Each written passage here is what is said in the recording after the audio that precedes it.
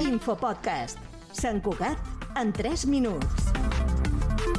Us parla Sergio Morales. Un 35% dels estudiants de secundària de Catalunya consulta les xarxes socials més de 6 hores al dia durant el cap de setmana.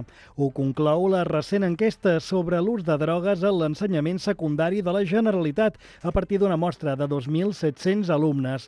Si parlem de les hores dedicades a internet durant la setmana, la mitjana és de 4,8 hores diàries.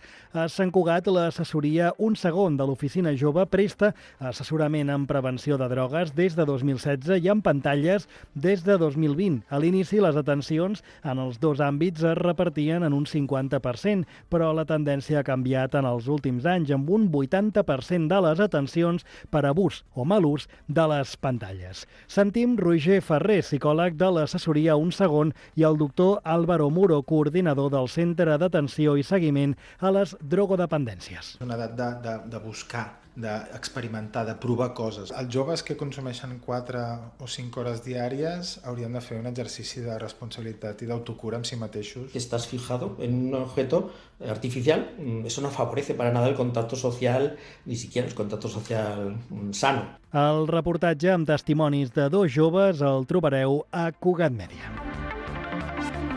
El Sant Coblac tornarà a convertir Sant Cugat en un punt de trobada de cultures i ritmes afrodescendents del 10 al 14 de juny. El Festival de Música Negra arriba a la seva 12a edició, consolidat com una de les cites culturals de referència de la ciutat, i ho fa amb una proposta centrada en el concepte del viatge d'anada i tornada, el recorregut cultural i musical que uneix Àfrica, el Carib i Europa, i que ha donat origen a gèneres com el jazz, la salsa, el son cubà, el reggae o la rumba catalana.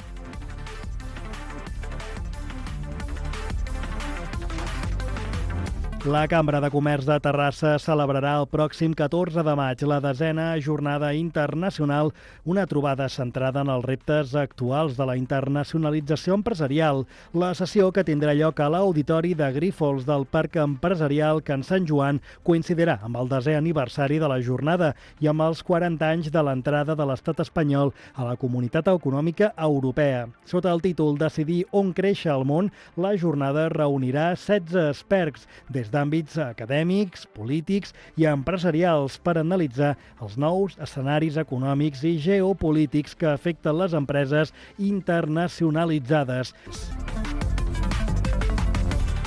Res més per ara. L'Infopodcast és una coproducció de Ràdio Sant Cugat i La Xarxa.